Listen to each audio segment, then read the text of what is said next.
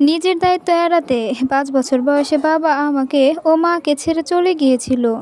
আমার আর মায়ের খরচটা নাকি তার পক্ষে চালানো সম্ভব ছিল না, তাই সে আমাদের একা ফেলে চলে যায়।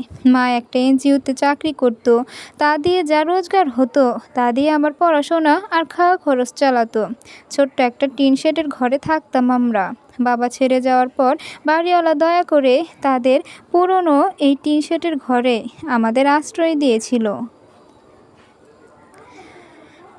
কিন্তু আমার বয়স যখন ১২ বছর, তখন মাও আমাকে একা রেখে চলে যায় না ফেরার দেশে।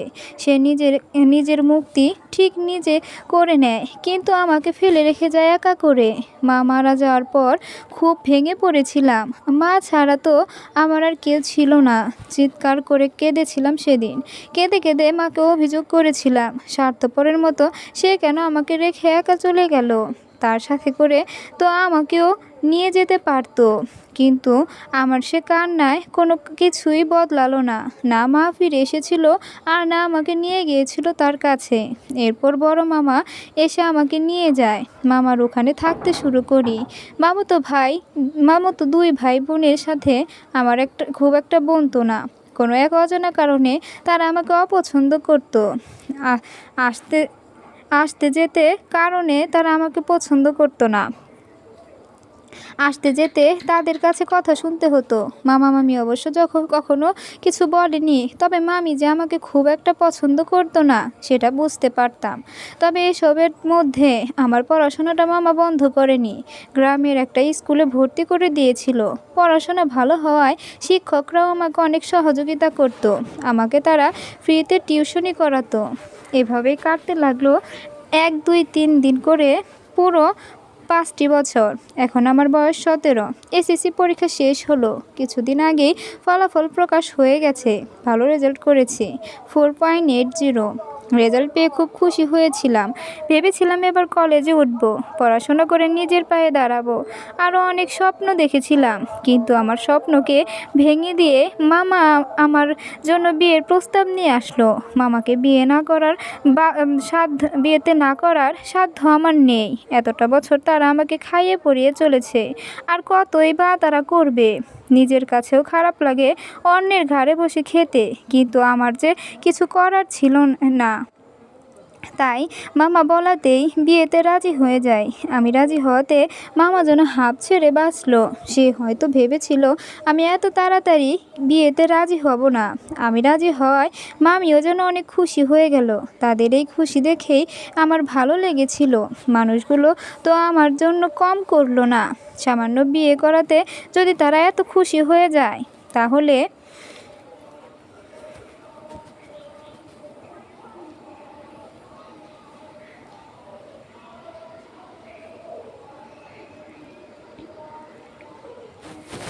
কি আমি চোখ বন্ধ করে বিয়ে করে নেব। পাত্রপক্ষের সামনে মাথা নিচু করে বসে আছি আমি। বিভিন্ন ধরনের প্রশ্ন মাথার ভিতর ঘুরছে। ভয়ও লাগছে। এইভাবে যদি তারা আমাকে পছন্দ না করে, তাহলে তো মামা মামি খুব কষ্ট পাবে। এসব যখনই ভাবছিলাম, তখনই কানে আসলো একজন খুব মিষ্টি করে বলছেন, মাশাআল্লাহ, মেয়ে ভারী সুন্দর। কি নাম তোমার? এক প্রশ্নে আমি আলতো কণ্ঠে উত্তর দেই,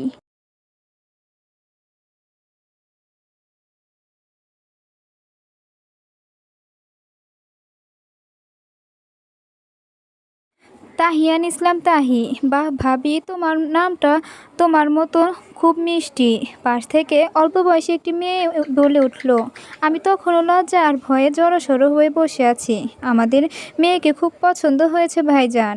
আপনাদের যদি আমাদের ছেলে পছন্দ হয়ে থাকে এবং আর কোনো আপত্তি না থাকে, তাহলে আমরা আজই মেয়েকে নিজেদের ঘরে তুলে নিতাম। ঘরের লক্ষ্মী ঘরে তুলতে বেশি দেরি করতে চাই না। এমন কথা শুনে আমি আস্তে করে মাথা তুলে সামনের দিকে তাকালাম। দেখলাম মাঝবয়সী একজন সুন্দরী মহিলা বসে আছেন। মিষ্টি করে হেসে তিনি মামার সাথে কথা বলছেন বিয়ের ব্যাপারে। মনে মনে ভাবলাম, এটাই বুঝি আমার শাশুড়ি। কয়েক সেকেন্ডের মধ্যে মাথা আবার নিচু করে নিলাম। এভাবে তাকিয়ে থাকতে দেখে তারা কি মনে করবে তাই ভেবে ছেলেকে আর নতুন করে কি দেখবো আপা।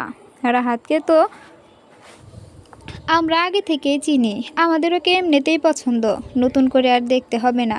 আর বিয়েতেও কোনো আপত্তি নেই। এখন থেকে তাহিয়া আপনাদের মেয়ে। আপনাদের যখন ইচ্ছা তখনই নিয়ে যেতে পারেন। আপনারা চাইলে আজই বিয়েটা হোক, আমাদের এতে কোনো আপত্তি নেই। মামার এমন উত্তরে তারা সবাই সন্তুষ্ট হলেন।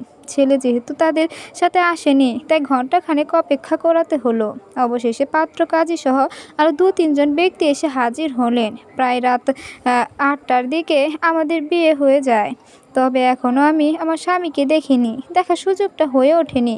তবে মামির মুখে শুনেছি সে দেখতে নাকি যথেষ্ট সুদর্শন। মামি এটাও বলেছে আমার বিয়ে খুব ধনী পরিবারে হয়েছে। হ্যাঁ, সেদিন আমি যখন স্কুলে যাচ্ছিলাম তখন রাস্তায় আমার শাশুড়ি মা আমাকে দেখেছিলেন। তখনই নাকি তার অনেক পছন্দ হয়েছিল আমাকে। এরপর খোঁজ খবর নিয়ে জানতে পারি আমার ব্যাপারে। তারপর সে নিজেই বিয়ের প্রস্তাব নিয়ে আসেন মামার কাছে। বাকিটা তো আপনারা জানেন। রাত 10টার দিকে খাওয়া দাওয়া শেষে আমার শাশুড়ি আমাকে বলে রেডি হয়ে নেওয়ার জন্য। আজই তারা আমাকে নিয়ে যেতে চান। মামা তাদের সবাইকে অনেক রিকোয়েস্ট করে আজ রাতটা থেকে যাওয়ার জন্য, কিন্তু তারা থাকতে পারবে না। রাহাত মানে আমার স্বামী, তিনি আর্মি অফিসার। আজ বিয়ের জন্য সে 1 দিনের ছুটি নিয়েছিল। যেহেতু এখান থেকে শহরে যেতে হবে আমাদের, সেহেতু প্রায় 7-8 ঘন্টা জার্নি করতে হবে। তাই তারা এই রাতেই বের হয়ে যাওয়ার সিদ্ধান্ত নেয়। মামাও এখানে আর কিছু বলতে পারেন না। তবে আমি চলে আসার সময় মামা আমাকে জড়িয়ে ধরে অনেক কেঁদেছিলেন। মামির চোখেও আমি প্রথমবার নিজের জন্য পানি দেখেছিলাম। এতদিন তার কাছে থাকায় হয়তো মায়া জন্মে গিয়েছিল। মামা মামিকে সালাম করে তাদের থেকে বিদায় নিয়ে আমিও রওনা দেই নিজের নতুন গন্তব্যে। গাড়িতে বসে আছি, পাশেই আমার সদ্য বিবাহিত স্বামী ড্রাইভ করছেন। এই গাড়িতে শুধুমাত্র আমরা দুজনে, আর বাকিরা অন্য একটা গাড়িতে করে আসছেন। আমার খুব আফসোস হচ্ছে, কারণ আমি এখনও আমার বিয়ে করা বরের মুখ দেখতে পাইনি। আর চোখে তাকিয়ে দেখার চেষ্টা করলাম, কিন্তু অন্ধকারে ঠিকভাবে কিছুই বুঝতে পারলাম না। হঠাৎ করেই রাহাত গাড়ির ভেতর লাইট অন করে দিল। আমাকে দেখতে চাইছো, সেটা আমাকে বললেই হতো, তাহলে আগেই লাইট অন করে দিতাম। হঠাৎ হেন কথায় আমি হতভম্ব হয়ে গেলাম। হাতে নাতে এভাবে ধরা পড়ে যাব কোনোভাবেই বুঝতে পারিনি। লজ্জায় মাথা কাটা গেল। লোকটা কি করে বুঝলো যে আমি তাকে আর চোখে দেখছিলাম? অন্ধকারের জন্য আমি তো দেখতে পাইনি তাকে, তাহলে সে কি করে দেখলো আমি তাকে দেখছিলাম? নিস্তব্ধ রাতে 2জন মানবী পাশাপাশি বসে আছি, কিন্তু কারো মুখে কোনো কথা নেই। দুজনের মনেই দুজনকে জানার জন্য রয়েছে ব্যাকুলতা। তবে কেউই আগ বাড়িয়ে কথা বলার সাহস পাচ্ছে না। এতক্ষণ রাহাতের পাশে বসে থাকায় বুঝতে পারলাম লোকটা বেশ গম্ভীর, কথা কম বলে। তবে এখন তো তার উচিত একটু কথা বলা, নয়তো আমরা পরিচিত হব কি করে? আমার খুব ইচ্ছা হচ্ছে লোকটা সম্পর্কে জানতে, তবে লজ্জা আর জড়তার জন্য বলতে পারছি না। নীরবতা ভেঙে হঠাৎ করে রাহাত গম্ভীর কণ্ঠে বলে উঠল, তো পিচ্চি, নাম কি তোমার? আমি জানালার দিকে মুখ করে বসেছিলাম। হঠাৎ করেই তার এরূপ কথায় আমি তার দিকে পূর্ণ দৃষ্টিতে তাকালাম। গাড়ির ভেতর আলো থাকায় তার মুখখানি এবার আমি স্পষ্ট দেখতে পেলাম। তাকে দেখে অটোমেটিক্যালি আমার মুখটা হাঁ হয়ে গেল। লোকটার সত্যি ভয়ানক সুন্দর, কিন্তু বেশিক্ষণ তাকিয়ে থাকতে পারলাম না। রাহাতের কথা শুনে আমাকে দেখার জন্য অনেক সময় পাবে, বরটা তোমারই, কেউ নিয়ে যাচ্ছে না। আপাতত আমি কোয়েশ্চেন করছি তার আনসার দাও। আবারও লজ্জা মিহিয়ে গেলাম। লোকটা কথায় কথায় শুধু লজ্জা দেয়, মান সম্মান পুরোই ফালুদা হয়ে গেল। তবে লোকটা আমার পিচ্চি কেন বলল? আমি যদি পিচ্চি হয়ে থাকি, তবে সে আমায় বিয়ে করলো কেন? হোয়াই মনে মনে বললাম, কিন্তু কথা বলার বাইরে প্রকাশ করতে পারলাম না। জানালার দিকে মুখ করে নিচু স্বরে উত্তর দিলাম, তাহিয়ান ইসলাম, তাহিয়া আমার নাম। আমার তার এই প্রশ্নের উত্তর কী দেব বুঝতে পারছি না। আসলে তার নামটা তো ঠিকভাবে শোনা হয়নি। শাশুড়ির মুখে একবার রাহাত নামটা দিলাম রাহাত। সে গাড়ি চালাতে চালাতেই প্রশ্ন করলো, পুরো নাম? তার পুরো নাম তো আমি জানি না, তাই কোনো প্রকার কথা ছাড়াই চুপচাপ বসে থাকলাম। কিছু মুহূর্ত অতিবাহিত হতে সে নিজে থেকেই বলল, রাফিদ আবরার আমার পুরো নাম, রাহাত নিকনেম। রাহাত নামটা বেশ সুন্দর, অবশ্য লোকটা অনেক সুন্দর, খুব মুডি। আচ্ছা, ডিফেন্সের লোকেরা কি এমনই হয়, গম্ভীর গম্ভীর টাইপের? পরক্ষণে রাহাত আবারও গম্ভীর কণ্ঠে প্রশ্ন করল, বয়স কত তোমার? তার দিকে একবার তাকিয়ে আবার মাথা নিচু করে নিলাম। 17 চলছে, তবে কিছুদিনের মধ্যে 18 হয়ে যাবে। লোকটা এবার একটু শব্দ করে হাসলো। আমার রাগ হলো। এখানে হাসার কি হলো? আমি কি হাসার কিছু বলেছি? কিছুটা রাগ নিয়ে ফিরলাম তার দিকে, কিন্তু পরক্ষণে তার বাঁকা দাঁতের হাসি দেখে থমকে গেলাম। লোকটা কত সুন্দর করে হাসে, তার এই বাঁকা দাঁতের হাসি দেখে কত মেয়ে যে দেওয়ানা হয়েছে কে জানে।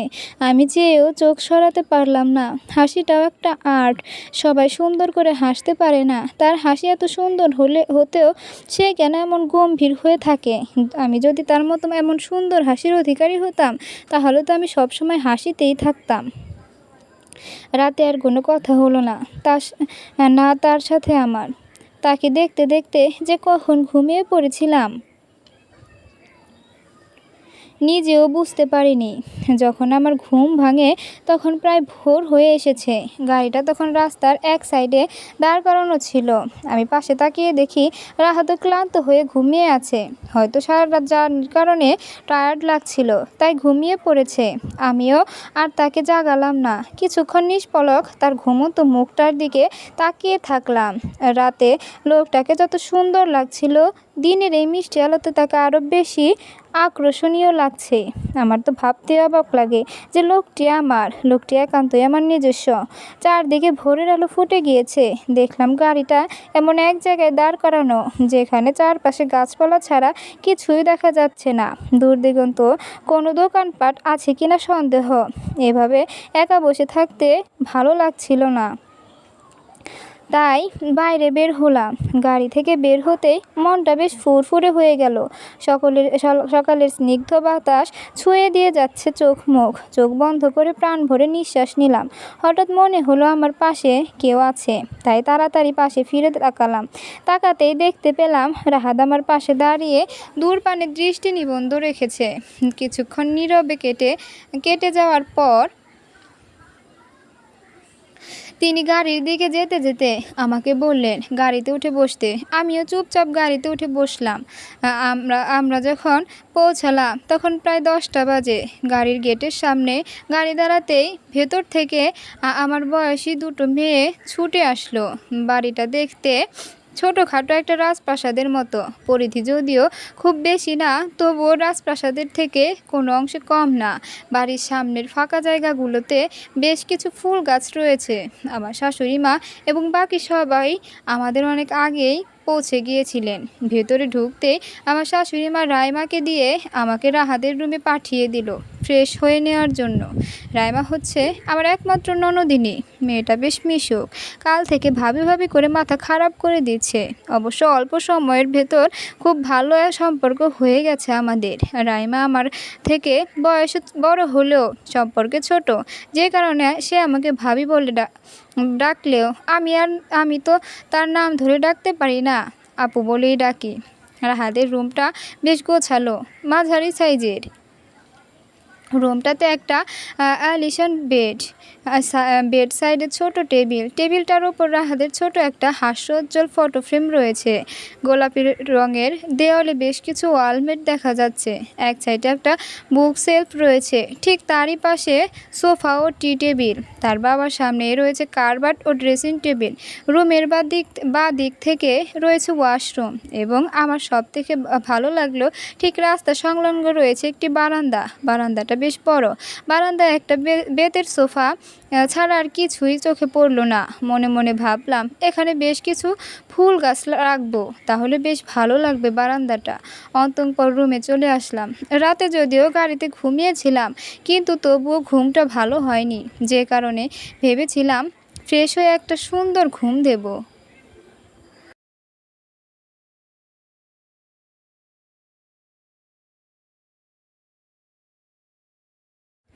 আমার যখন ঘুম ভাঙলো তখন দুপুর হয়ে গেছে। তা আর মোড়ো ভেঙে উঠে বসে ঘড়ির দিকে তাকিয়ে তো চোখ আমার ছানা ভরা। দুপুর 2টো বাজে। মানে এতক্ষণ আমি ঘুমিয়ে আছি। বাড়ির মানুষগুলো কি ভাবছে আল্লাহই জানে। আমি শিওর এরা বলবে বউ আমাদের ঘুম কাতুরে, একদম অলস প্রকৃতির, এসবই ভাববে। এসব বিড়বিড় করতে করতে ওপর থেকে নেমে ওয়াশরুমের দিকে গেলাম, কিন্তু ওয়াশরুমের ভেতর থেকে বন্ধ। তার মানে ভেতরে কেউ আছে। পানি পড়ার শব্দ আসছে। তখন মনে পড়লো, হ্যাঁ, রাহাত হতে পারে। সে তো সকালে আমাকে নামিয়ে দিয়ে চলে গেছিল। আর কখন ফিরলো আমি কিছুই জানি না। আমার এখন নিজের উপরই রাগ লাগছে। মনে মনে নিজেকে অনেক গালি দিতে থাকলাম। একটু না ঘুমালে কী বা হতো, মরে তো আর যেতাম না। কিন্তু এখন যে মানুষগুলো আমাকে অলস ভাববে, এ ক্ষতিপূরণ আমি কিভাবে করব। এইসবই ভাবছিলাম আর আমার রুমের ভেতর পায়চারি করছিলাম। তখনই ওয়াশরুমের দরজা খুলে রাহাত বের হয়ে আসলো। পরনে তার সাদা কালো চেকের ট্রাউজার, গায়ে ব্ল্যাক গেঞ্জি, এক হাতে টাওয়াল দিয়ে মাথা মুছতে মুছতে বের হচ্ছে, অন্য হাতে তার সদ্য গোসল করে ধোয়া কাপড় চোপড়, নাকে বিন্দু বিন্দু পানির ফোঁটাগুলো মুক্তোর মতো জ্বলছে। আমি তাড়াতাড়ি চোখ সরিয়ে নিলাম। এই লোকের দিকে বেশিক্ষণ তাকিয়ে থাকলে আমার চোখ ঝলসে যাবে, কিন্তু এত তাড়াতাড়ি অন্ধ হওয়ার কোনো ইচ্ছে নেই আমার। রাহাত আমার দিকে একবার তাকিয়ে হেঁটে বারান্দায় চলে গেল। ভাব দেখে বাঁচি না যত সব, আমাকে যেন তার চোখেই পড়ে না। হতে পারে আমি তার মতো সাদা ইঁদুর না, তবে শ্যামলার ভেতরে যথেষ্ট রূপবতী আমি। আমার পেছনে অনেক ছেলে লাইন দিয়েছে, কিন্তু আমি পাত্তা দেইনি। আর এ বেটা আমাকে মোটেই দাম দিচ্ছে না। তার যাওয়ার পানে তাকিয়ে একটা মুখ বেঞ্চি দিয়ে লাগেজ খুলে নিজের পরার জন্য একটা শাড়ি নিয়ে আমি ঢুকে গেলাম ওয়াশরুম ফ্রেশ হওয়ার জন্য।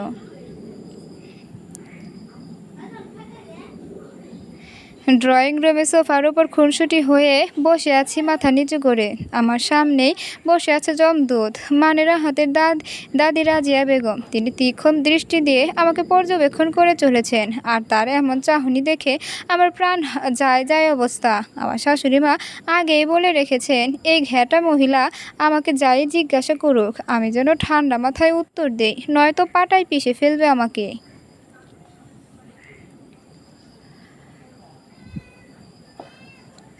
রাজিয়া বেগম এই পরিবারের খুবই সম্মানীয় একজন, তা এদের কার্যকলাপে বুঝতে পারছি। মহিলাটির বয়স 70-এর কোঠায় হলেও ঝাঁজে ভরা। তোমার মায় মরছে কয়দিন হলো?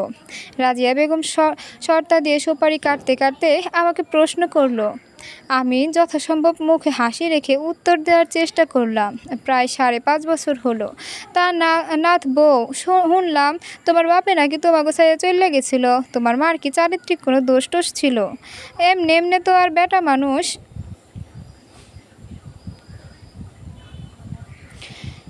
তার বউ মাইয়া থুইয়া চইল্লা যায় না। দাদি কিছু ঠেস দিয়েই কথাগুলো আমাকে বলল। মায়ের নামে এমন কথা আমি সহ্য করতে পারলাম না। চোখ বেয়ে অনর্গল পানি ঝরতে লাগলো। আমার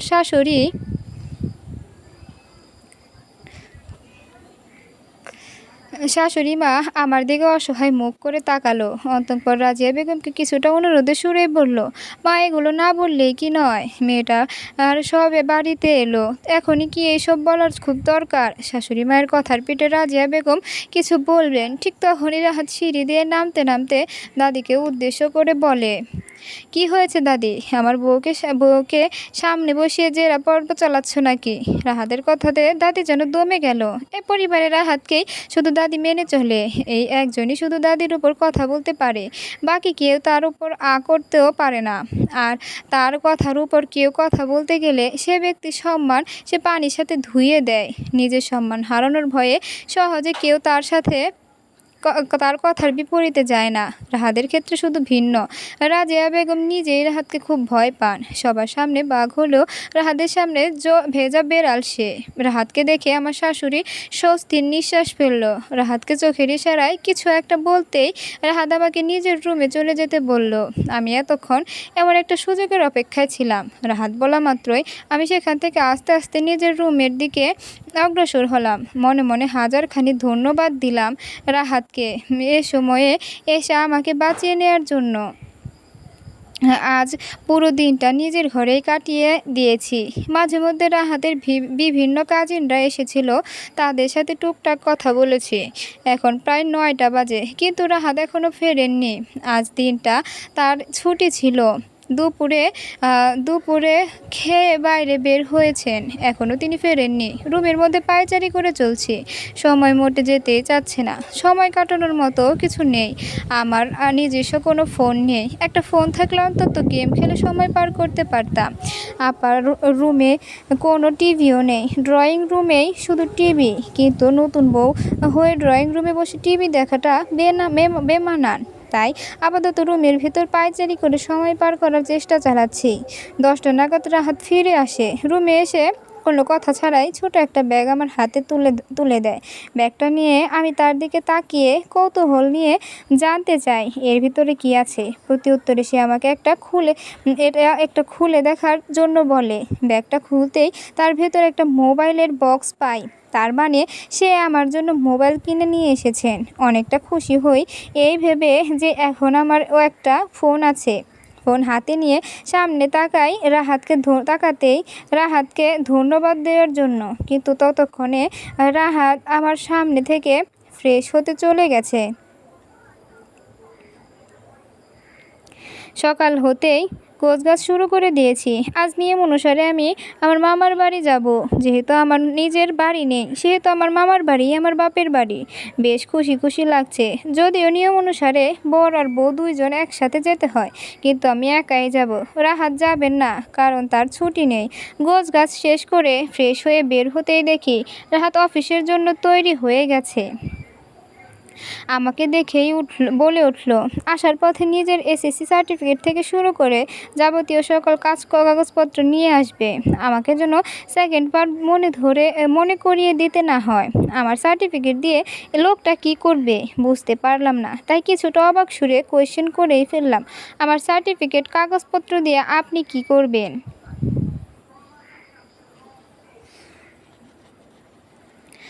আমার প্রশ্ন শুনে যেন রাহাত প্রচণ্ড রেগে গেলেন। আমার দিকে এক পা এগিয়ে এসে দাঁতে দাঁত চেপে বললেন, বিয়ে হয়ে গেছে বলে কি পড়াশোনার লাটে তুলে ফেলেছ? পড়াশোনা করতে হবে না? শোনো মেয়ে, আমার বউ হতে হলে সামান্য এসএসসি পাশ করে বসে থাকলে হবে না, নিজের পায়ে দাঁড়াতে হবে। সারা জীবন তোমাকে আমি বয়ে বেড়াতে পারবো না, বুঝলে? যদিও তার কথার আমি কিছুই বুঝিনি, তবুও ধমক খেয়ে ভয়ে দ্রুত ওপর নিচে মাথা নাড়িয়ে বোঝালাম যে আমি হ্যাঁ বুঝেছি। আমার মাথা নাড়ানো দেখে সে একটা বাঁকা হাসি দিয়ে বললেন, গুড গার্ল। অতঃপর সে রুম থেকে বের হয়ে গেল। সে বের হতেই আমি বুকে হাত দিয়ে একটা স্বস্তির নিঃশ্বাস ফেললাম। এতক্ষণ মনে হচ্ছিল জাহান্নামের চৌরাস্তায় দাঁড়িয়ে আছি। বাপরে বাপ, কি ভয়ানক লোক! সেটা বড় কথা না, বড় কথা হচ্ছে লোকটা আমাকে পড়াশোনা করাবে। যাক, এতদিনে একটা ভালো কথা বলল। খুব খুশি খুশি লাগছে আমার। একদিন পর মামা বাড়িতে এসে মনে হচ্ছে কত যুগ পর এসেছি। মামিকে দেখা মাত্রই তাকে জড়িয়ে ধরে কেঁদে দিলাম। মামিও আলতো হেসে আমাকে জড়িয়ে ধরলো। এই মানুষটি যে আমাকে এত ভালোবাসে সেটা আমাকে কখনো বুঝতে দেয়নি। আমার বিয়েটা না হয়ে গেলে তো আমি কখনো জানতেই পারতাম না। আজ একদিন হয়ে গেল আমি মামার বাড়িতে এসেছি। এই মুহূর্তে আবার শাশুড়ি বেশ কয়েকবার কল করেছিলেন, কিন্তু আমার বরটা এখন পর্যন্ত একবারও কল করেননি। কিছুটা অভিমান হলো। মনের কোথাও একটা আমি লোকটাকে অনুভব করতে পারি। তার ফোনের অপেক্ষা করতে করতে এই দিনটা চলে গেল, তবু কোনো কল আসলো না। অবশেষে আবার বাড়ি ফিরে যাওয়ার দিন চলে এলো। ভেবেছিলাম আমায় নিতে হয়তো তিনি আসবেন, কিন্তু না, তিনি আসেননি। আমার শাশুড়ি মা আমাকে নিয়ে যেতে এসেছেন। আমার শ্বশুর বেঁচে নেই, তিনি গত 2 বছর আগে মারা গেছেন। আমার ভাগ্যে শ্বশুরের ভালোবাসা ছিল না, না পেলাম বাবার ভালোবাসা, আর না বাবার সমতুল্য শ্বশুরের ভালোবাসা। যাওয়ার আগে অবশ্য মনে করে আমার সার্টিফিকেট সহ সকল প্রয়োজনীয় কাগজপত্র নিয়ে নিয়েছিলাম। কেটে গেছে 6টি মাস। রাহাত আমাকে একটি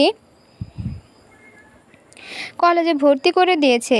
আমাদের মধ্যে স্বামী স্ত্রী সম্পর্কটা গড়ে না উঠলেও বেশ ভালো বন্ধুত্ব সম্পর্ক গড়ে উঠেছে। আমার পড়াশোনা নিয়ে রাহাত খুবই সিরিয়াস। রাহাত আমাকে সবসময় বলেন আমাকে অনেক বড় হতে হবে, নিজের পায়ে দাঁড়াতে হবে, অনেক ভালো রেজাল্ট করতে হবে। তার কথা রাখার জন্য আমি যথাসম্ভব চেষ্টা করি। বেশিরভাগ সময় বই নিয়ে কাটিয়ে দেই। এভাবে দেখতে দেখতে কেটে যায় পুরো দুটো বছর। আমার এইচএসসি পরীক্ষাটা শেষ হয়ে যায়। এর মধ্যে জিপিএ 5 পেয়েছি।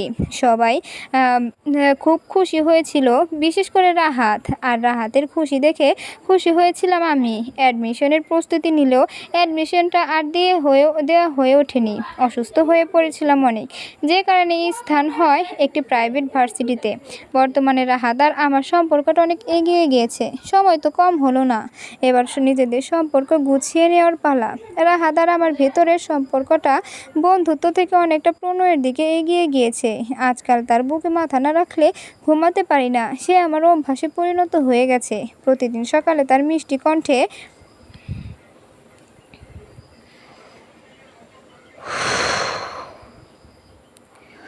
শ্যামাবতী ডাক না শুনলে ঘুম ভাঙে না। ভার্সিটিতে বসে ক্লাস বাদ দিয়ে আনমনে তাকে নিয়ে ভাবতে থাকি। বিয়ের কতটা দিন কেটে গেল, আর আমি এখনও নতুন নতুন প্রেমের জোয়ারে ভাসছি। রাহাতও যেন আজকাল আমার চোখে হারায়। তার কেয়ার, ছোট ছোট শাসন, কিছু আবদার, এসব প্রমাণ করে সে আমাকে কতটা ভালোবাসে। এই তো কিছুদিন আগের কথা। আমি তখন রান্নাঘরে রান্না করছিলাম। শনিবার থাকায় রাহাতের ছুটি ছিল সেদিন। সকালে ঘুম থেকে উঠে আবদার করেছিল আমি যেন শাড়ি পরে আজ তার জন্য খিচুড়ি রান্না করি। আমি অবাক হয়ে জিজ্ঞেস করেছিলাম, খিচুড়ি রান্না করতে গেলে কি শাড়ি পরা আবশ্যক?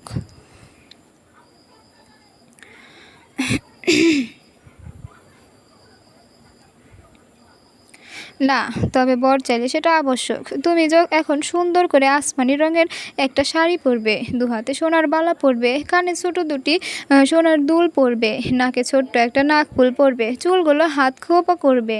তারপর রান্নাঘরে রান্না করতে চলে যাবে। এটা তোমার বরের আবদার, আর বরের আবদার পূরণ করা স্ত্রীর দায়িত্ব। So do fast.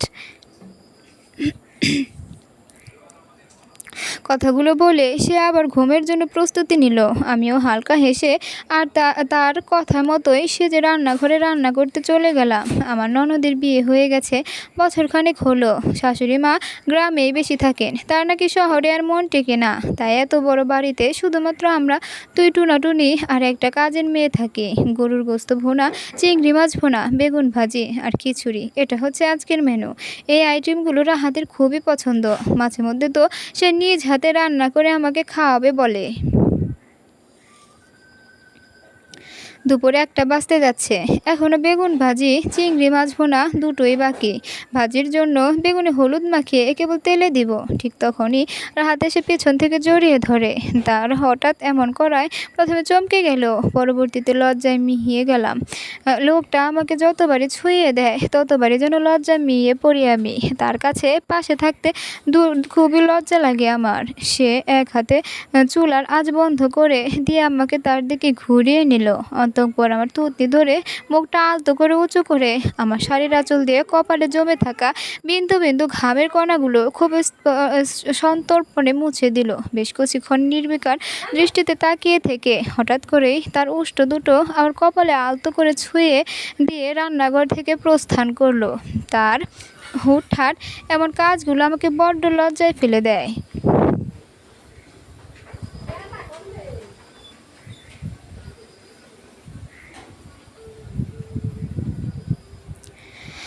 বিছানার উপর গোল হয়ে বসে আছি। আমার সামনে রাহাত অসহায় মুখ করে বসে আছে। এখন মধ্যরাত। এই মধ্যরাতে আমার বিরিয়ানি খেতে ইচ্ছা করছে, এবং এই ইচ্ছা থেকে যে ইচ্ছা সে না করায় বিরিয়ানি খেতেই হবে। এই রাতে 3টার সময় তো আর কোন রেস্তোরাঁ খোলা নেই যে রাহাত সেখান থেকে আমাকে বিরিয়ানি এনে দেবে। তো এখন উপায় একটাই, সেটা হলো রান্না করা। কিন্তু রাত ৩টার সময় বিরিয়ানি রান্না মানে এটাও সম্ভব, কিন্তু কিছু করার নেই। রাহাত যেভাবে চুপচাপ বসে থাকতে দেখে এভাবে চুপচাপ বসে থাকতে দেখে এবার আমি কেঁদে দিলাম। আমাকে কাঁদতে দেখে সে দ্রুত আমাকে এই বলে শান্ত করলো যে সে আগামী ১ ঘন্টার মধ্যে বিরিয়ানি রান্না করে এনে দেবে। ১ ঘন্টায় বিরিয়ানি রান্না করা সম্ভব, কিন্তু এই অসম্ভবটাকেই সম্ভব করতে হবে রাহাতকে এখন। সে ১ ঘন্টার ভেতরে বিরিয়ানি আনতে না পারলে আজ আমি এলাচি কাণ্ড ঘটিয়ে ফেলবো। খেতে কি আমি চেয়েছি নাকি? খেতে তো চেয়েছে আমার পেটের ভেতর থাকা ছোট বেবিটা। আমার বেবি খেতে চাইবে, আর আমি যদি না দেই তাহলে কি হয়? মা হিসেবে তো বাচ্চার সব খেয়াল রাখার দায়িত্ব আমার, তাই না? আমার প্রেগনেন্সির বয়স ৫ মাস। আজকাল বড্ড মুড সুইংয়ের সাথে হুটহাট করে শুধু খেতে ইচ্ছা করে। রাহাতকে তো আমি জ্বালাতেই থাকি, কখনো আইসক্রিম, কখনো চকলেট, কখনো আচার, যা মন চায়। কখনো দেখা যায় মাঝরাতে উঠে বায়না করি পেস্ট্রি কেক খাওয়ার জন্য। এমন অত্যাচার চালাচ্ছি রাহাতের উপর। রান্নাঘর থেকে টুংটাং শব্দ আসছে, তার মানে রাহাত রান্না শুরু করে দিয়েছে। বসে বসে ভালো লাগছিল না, তাই ফোন নিয়ে গ্যালারিতে ঢুকে ছবি দেখতে শুরু করলাম। প্রেগনেন্সির রেজাল্ট জানার পর থেকে প্রতি সপ্তাহে পিক তুলি নিজের পরিবর্তন দেখার জন্য। পিক দেখতে দেখতে চোখ আটকে যায় প্রথম সপ্তাহের পিকের দিকে, যেখানেই রাহাতের হাস্যোজ্জ্বল মুখ স্পষ্ট। পিকটা দেখে আমার মনে পড়ে যায় প্রথম দিনের কথা, যেদিন জানতে পারি আমার প্রেগনেন্সির ব্যাপারে। বেশ কিছুদিন ধরে শরীর খারাপ যাচ্ছিল। প্রথম দিকে দুর্বলতা ধরে নিল, পরবর্তীতে আমার সন্দেহ হয়। খাবারের গন্ধ সহ্য করতে পারতাম না। আগে যে সকল খাবার পছন্দ করতাম না, এখন সেসব খাবারই বেশি ভালো হয়ে যায়। মাঝে মধ্যে বমি হয়, খুব বেশি টাইম দাঁড়িয়ে থাকতে পারি না।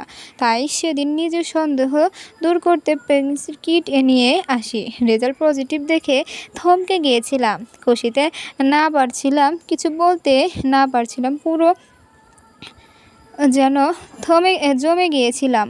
সাথে সাথে ফোন হাতে নিয়ে রাহাতকে কল করতে যাই, কিন্তু পরক্ষণে মতামত চেঞ্জ করে ফেলি। রাহাতের সকল পছন্দের ডিশ বানিয়ে শাড়ি পরে সুন্দর করে সেজেগুজে রাহাত আসার অপেক্ষা করি। রাহাত আসার পর যখন ওকে সারপ্রাইজটা দেই, তখন ওর খুশি দেখে কে আমাকে কোলে রেখে পুরো ঘর ঘুরেছিল। সেদিন রাতে আমার শাশুড়ি থেকে শুরু করে সকলকে কল দিয়ে সুখবরটা দেওয়া হয়। মামা মামি শুনে অনেক খুশি হয়েছিল। তারপরের দিন সন্ধ্যা নাগাদ আমার শাশুড়ি এসে হাজির হন আমার দেখাশোনা করার জন্য। দিনের বেলা যেহেতু রাহাত থাকতে পারে না, সেহেতু আমার দেখাশোনা করার জন্য কারো দরকার ছিল। তবে প্রায় রাতে যে আমি খাবারের জন্য বায়না করি, এগুলো আমার শাশুড়ির কান অবধি যায় না।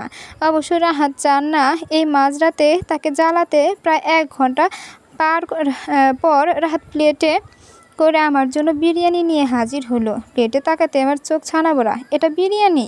রাতে খাওয়ার পর বেঁচে যাওয়া অবশিষ্ট ভাত এবং মুরগির মাংস একসাথে মিক্স করে নিয়ে এসেছে। আমি রাহাতের দিকে তাকাতে সে চোখ গরম করে দিয়ে বলল, বোঝালো আমাকে এটাই খেতে হবে এখন। আমিও বাধ্য হয়ে ওটাই খেয়ে নিলাম।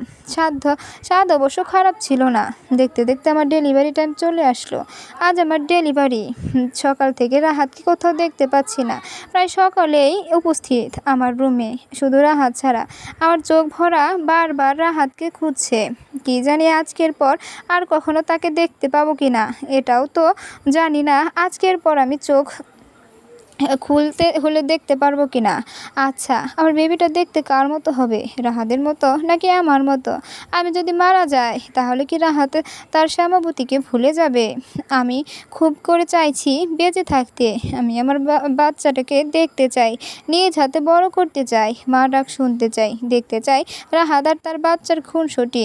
মনে মাঝে মধ্যে অভিমান করে রাহাতকে বলতে চাই, আপনি আমাকে এখন আর আগের মতো ভালোবাসেন না রাহাত।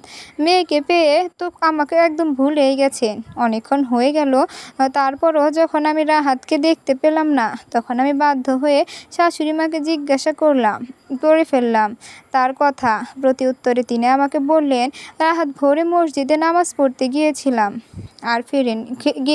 আর ফেরেনি। বুঝলাম তিনি আমাদের জন্য দোয়া করছে। তারপর কি হলো? তাহি কি রাহাতের সাথে দেখা করতে পেরেছিল? এমন অনেক কোয়েশ্চেনই থেকে যায়, কিন্তু তার কোনো উত্তর এই ডায়েরির পাতায় দেওয়া নেই। অবন্তী ডায়েরিটা বন্ধ করে আরাধনার দিকে তাকিয়ে ফিরে তাকায়। আরাধনার দু চোখেও পানি ভরপুর। অবন্তীও কাঁদছে। অবন্তী ভেবে পাচ্ছে না কেউ কতটা আবেগ দিয়ে এভাবে নিজের জীবন কাহিনী ডায়েরির পাতায় ফুটিয়ে তুলতে পারে। প্রত্যেকটা শব্দ, প্রত্যেকটা কথাই তার ভালো লেগেছিল অবন্তীর কাছে। অবন্তী মনে মনে বারংবার চাইছে তাহি যেন বেঁচে ফিরে, রাহাতের শ্যামাবতী যেন রাহাতের বুকে ফিরে আসে। কিছু একটা ভেবে হঠাৎ করে অবন্তী আরাধনার দিকে ফিরে তাকালো। কিছুক্ষণ পর অবাক হয়ে বিস্ময়ে তাকিয়ে কাঁপা কাঁপা গলায় বলল, এটা আন্টির ডায়েরি আরাধনা? অবন্তীর প্রশ্নে আরাধনা এবার চিৎকার করে কেঁদে উঠল। আরাধনা এই কান্নাটি অবন্তী সম্মতি হিসেবে ধরে নিল। সে নিজেও কাঁদছে। এক হাতে আরাধনাকে জড়িয়ে নিল নিজের সাথে। কাঁদুক না মেয়েটা। মেয়েটা ঠিক তার মায়ের মতোই হতবাকি হয়েছে। তার মা পায়নি বাবার ভালোবাসা, আর সে পায়নি মায়ের ভালোবাসা। সে তো তার মাকে এক পলক দেখার সুযোগও পায়নি। আরাধনা আর অবন্তী বেস্ট ফ্রেন্ড। তারা দুজন এবার অনার্স প্রথম বর্ষে পড়ছে। দুজন দুজনকে বোনের মতোই ট্রিট করে। অবন্তী খুবই অসাধারণ মেয়ে, তবে আরাধনা হয়েছে ঠিক তার মায়ের মতোই শ্যামবর্ণের। জন্মের পর মাকে হারিয়েছে সে। মায়ের নামের সাথে মিল রেখে তার বাবা তার নাম রেখেছে আরাধনা আহি।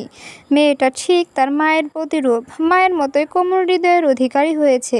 আর রাহাত সে বর্তমানে অবসরপ্রাপ্ত। মাস দুয়েক হলো হার্টের রোগ দেখা দিয়েছে। বর্তমানে শুয়ে বসে দিন কাটাচ্ছে সে। তার জীবনে হয়তো খুব বেশি দিন স্থায়ী হবে না। তা খুব শীঘ্রই পাড়ি জমাতে হবে তার প্রিয়তম স্ত্রীর কাছে। দিনের বেশিরভাগ সময় সে তার নিজের ছোট লাইব্রেরিতে কাটায়। আরাধনার দাদিমা মারা গেছে বেশ কয়েক বছর আগে। বর্তমানে বাবা আর মেয়ের সংসার চলছে। তাহি মারা যাওয়ার পর সে আর বিয়ে করেননি। করবে বা কিভাবে? তার সামনের সমস্তটা মনের সমস্তটা জুড়ে তো শুধু তার শ্যামাবতীর বসবাস। রাহাত তার ছোট্ট লাইব্রেরিতে কাঠের চেয়ারে বসে রবীন্দ্রনাথ ঠাকুরের চোখের বালি উপন্যাসটি পড়েছিল। এখন মধ্য দুপুর। তার লাইব্রেরি জানালার পাশে রয়েছে মস্ত এক আম গাছ। গাছের পাতার ফাঁক থেকে ছোট ছোট সূর্যকিরণ জানালা গলিয়ে রুমে ছড়িয়ে পড়ছে। সূর্যের সোনালি আলোতে রুমটা ঝলমল করছে। রাহাত তার হাতে থাকা উপন্যাসটি বন্ধ করে পাশের টেবিলে রেখে দিল। চোখ থেকে পাওয়ারি চশমা খুলে খুব সন্তর্পণে তার বুক পকেটে গুজে দিল। অন্তঃপর খুব আয়েসি ভঙ্গিতে চেয়ারটিতে গায়ে এলিয়ে দিল। আজ তার মন ভীষণ ভালো। অবন্তী আরাধনার সাথে তার বাড়িতে এসেছে। সে মাঝে মধ্যে আসে এখানে, তবে আজ তার আসার কারণ ভিন্ন। আজ সে এসেছে রাহাত আঙ্কেলের থেকে আন্টির মৃত্যু কাহিনীটুকু জানতে। বাকিটা না জানতে পারলে তার মনের অস্থিরতা কমছে না। বাড়িতে ঢুকেই আরাধনা সরাসরি লাইব্রেরিতে ঢুকলো। সে জানে তার বাবা এই সময় লাইব্রেরিতে থাকবে। তার সাথে সাথে অবন্তীও লাইব্রেরিতে পৌঁছালো।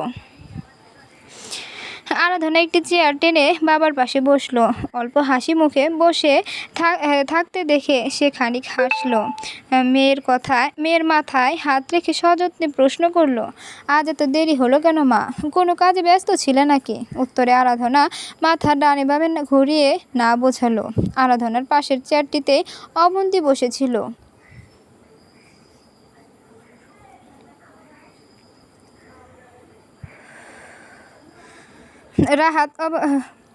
রাহাত অবন্তীকে দেখতে পেয়েই হাস্যোজ্জ্বল মুখে বলল, আরে অবন্তী যে, তোমরা একসাথে আসলে নাকি? অনেকদিন পরে এ বাড়িতে আসলে তো। কেমন আছো ডিয়ার? উত্তরে অবন্তী হাসি মুখে বলল, আলহামদুলিল্লাহ আঙ্কেল, আপনার থেকে কিছু জানার জন্য এসেছিলাম আঙ্কেল। আমি যদি কিছু জানতে চাই আপনি বলবেন তো? অবশ্যই ডিয়ার, হোয়াই নট। রাহাতের উত্তরে অবন্তী খুশি হলো। সে কোনো দেরি না করে সাথে সাথে প্রশ্ন করলো, আন্টির ব্যাপারে জানতে চাই আঙ্কেল। কিভাবে মারা গেল আন্টি? আসলে ডায়েরিতে পরের কোনো অংশ লেখা ছিল না, আর বাকিটুকু জানতে না পারলে মানসিক শান্তি পাচ্ছি না। অবিন্তির কথা শুনে রাহাত চোখ বন্ধ করে মাথাটা চেয়ারের সাথে এলিয়ে দিল। খানিক হেসে বলল, তাহলে ডায়েরিটা তোমাদের পড়া হয়ে গেছে, তাই তো? উত্তরে অবন্তী শুধু মাথা নাড়িয়ে হ্যাঁ জানান, কিন্তু সেটা রাহাত দেখতে পেল না, কেননা তার চোখ বন্ধ ছিল। হয়তো সে অনুমান করে নিয়েছিল উত্তরটা, তাই সে নিজে থেকে সেদিনের কাহিনী তাদেরকে বলে। সেদিন অপারেশনের আগ মুহূর্তে তাহি প্রচণ্ড পাগলামি শুরু করে দেয়। সে রাহাতের সাথে দেখা করতে না পেরে অপারেশন থিয়েটারে ঢুকবে না। অন্যদিকে তার ডেলিভারি পেন শুরু হয়ে গিয়েছিল, তাই বাধ্য হয়ে সেদিন নার্গিস বেগম অর্থাৎ তাহির শাশুড়ি রাহাতকে কল করেন। রাহাত সব জানতে পেরে ছুটে এসেছিলেন। তাহি কোনো কথা বলছিল না, শুধু রাহাতের হাত ধরে তার মুখ পানে চেয়েছিল। অপারেশন থিয়েটারে ঢোকার আগ মুহূর্তে তাহি রাহাতের দিকে ছলছল চোখে তাকিয়ে বলেছিল, আমি বেঁচে থাকতে চাই রাহাত, আমি আমার সন্তান আর আপনাকে নিয়ে সংসার করতে চাই, আপনাদের আগলে রাখতে চাই, আমার বাচ্চাটার মুখে বাবা মা ডাক শুনতে চাই, আপনাদের খুনসুটি সৎ চোখে দেখতে চাই, খুব করে চাই বেঁচে থাকতে। কিন্তু আমার কেন যেন মনে হচ্ছে আমি এখান থেকে আর ফিরে আসতে পারবো না। কিন্তু আমি ফিরে আসতে চাই রাহাত, খুব করে চাই ফিরে আসতে।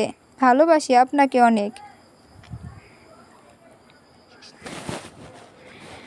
সত্যি সেদিন তাহি আর ফিরে আসেনি। বাচ্চাটাকে বাঁচিয়ে আনতে পারলেও ডাক্তার তাকে বাঁচিয়ে রাখতে পারেনি। তার সকল চাওয়া পূর্ণই থেকে গেল।